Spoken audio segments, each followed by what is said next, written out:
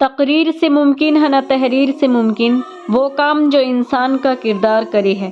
نحمدہ و نصلی علی رسولہ الکریم، اما بعد فقد قال اللہ تبارک و تعالی فی القرآن المجید والفرقان الحمید، فاعوذ باللہ من الشیطان الرجیم، بسم اللہ الرحمن الرحیم۔ فالصالحات قانتات حافظات للغیب بما حفظہ اللہ، صدق اللہ العلی العظیم وصدق رسولہ النبی الامین الکریم۔ خرد کو مائل پرواز کر رہی ہوں میں، جنون عشق کو ہمراز کر رہی ہوں میں، الہی میری عقیدت کی آبرو رکھنا کہ تیرے نام سے آغاز کر رہی ہوں میں۔ معزز سامعین حضرات، السلام علیکم ورحمۃ اللہ وبرکاتہ۔ خطبہ مسنونہ کے بعد میں نے جس آیت کریمہ کو آج گفتگو اور خطاب کا موضوع بنایا ہے، اس پر کچھ دیر روشنی ڈالنے سے قبل میں بہتر اور مناسب ہی نہیں بلکہ ضروری اور لازمی سمجھتی ہوں کہ آئیے ہم سب سامعین حضرات تمام کائنات کے مرکز عقیدت، دونوں عالم کے مالک و مختار حضرت سیدہ فاطمہ کے نرالے اور پیارے اور سب سے انوکھے والد گرامی حضرت عائشہ صدیقہ رضی اللہ تعالی عنہا کے مشفق و مہربان اور بے مثال شریک حیات حضرت عبداللہ کے لخت جگر، بی بی آمنہ کے نور نظر، دائی حلیمہ کے نور عین، امام الانبیاء حضور رحمت عالم صلی اللہ علیہ وسلم کی بارگاہ مقدسہ میں عقیدت و محبت کے ساتھ درود شریف پڑھنے کی سعادت حاصل کرے۔ اللہم صلی علی سیدنا و مولانا محمد عبدک و رسولک و صلی علی المؤمنین والمؤمنات والمسلمین والمسلمات۔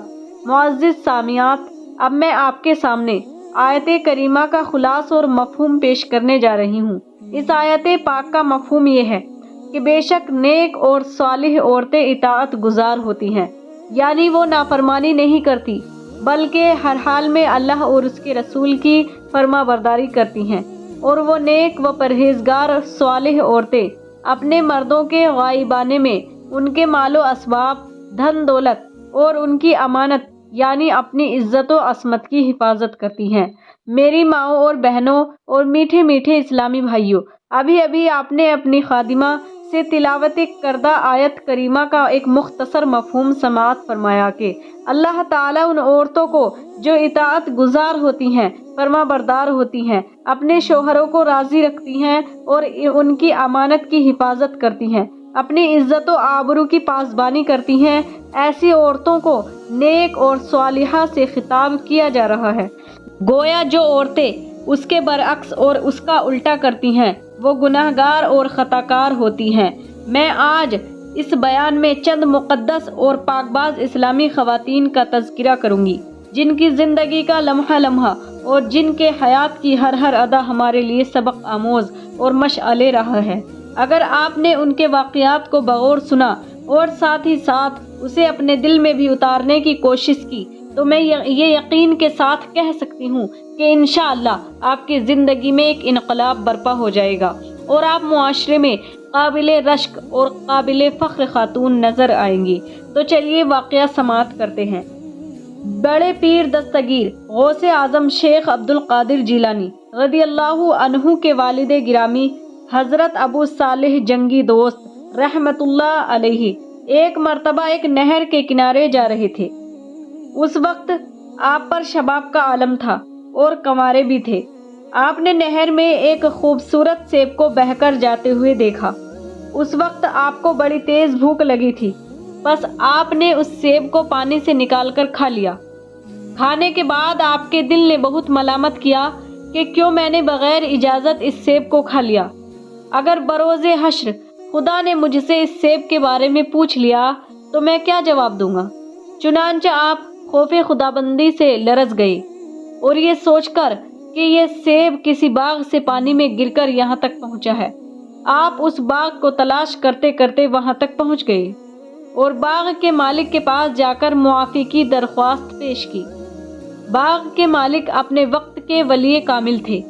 انہوں نے حضرت ابو صالح رحمت اللہ علیہ کو سر سے پاؤں تک ایک نگاہ دیکھا، ان کی چمکتی ہوئی نورانی پیشانی کو دیکھا اور سارا راز سمجھ گئے کہ یہ نوجوان جو میری بارگاہ میں معافی کے لیے آیا ہے یہ کوئی عام نوجوان نہیں ہے بلکہ خدا کا ولی ہے۔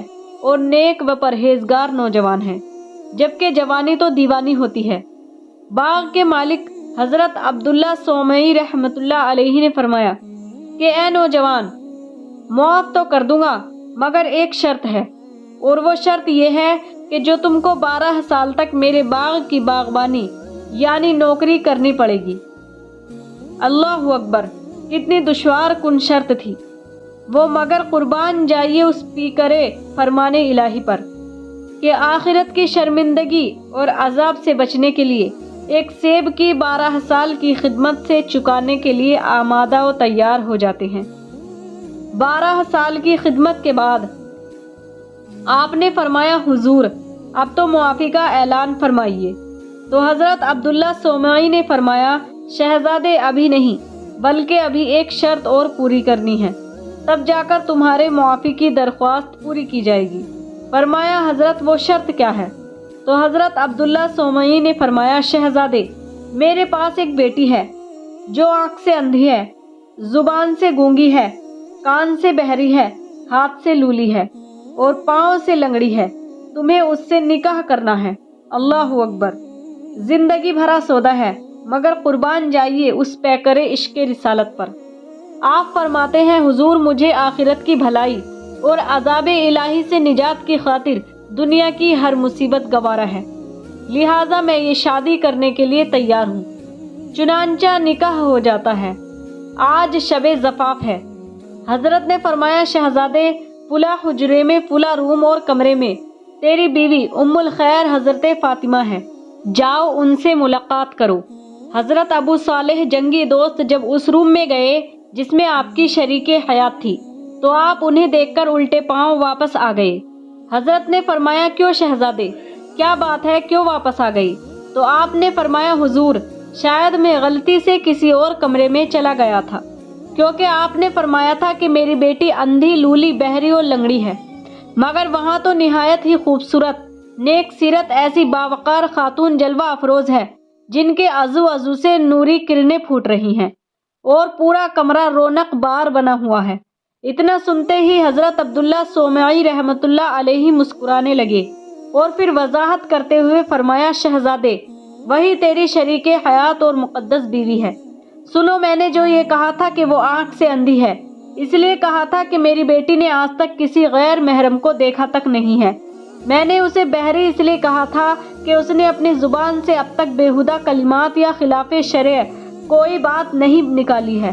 ہاتھ سے لولی اس لیے کہا تھا کہ اس نے اپنے ہاتھ سے خلاف شرع کوئی کام نہیں کیا ہے، اور لنگڑی اس لیے کہا تھا کہ اس نے شریعت کے خلاف آج تک کوئی قدم نہیں اٹھایا ہے۔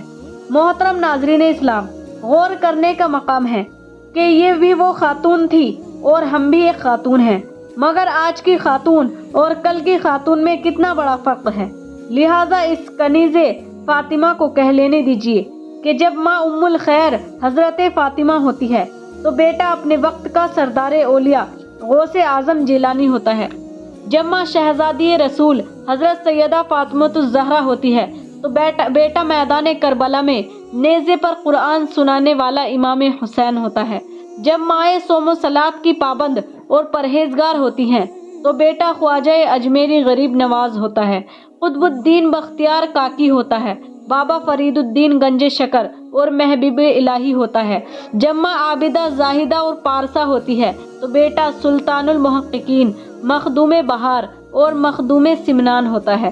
جب ماں ولیہ اور ساجدہ ہوتی ہے تو بیٹا مسعود غازی، مخدوم ماہمی، مخدوم کلیر، مخدوم پٹنہ، منعم پاک، تیغ علی شاہ، مخدوم شیخ مینا اور اپنے دور کا اعلی حضرت امام احمد عاشق رسول ہوتا ہے۔